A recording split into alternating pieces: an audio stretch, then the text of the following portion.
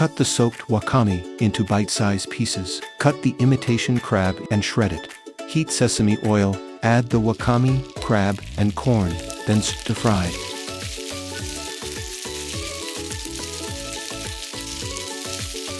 Season with ponzu, toasted sesame seeds, salt, and pepper. Cook until the liquid is reduced by half.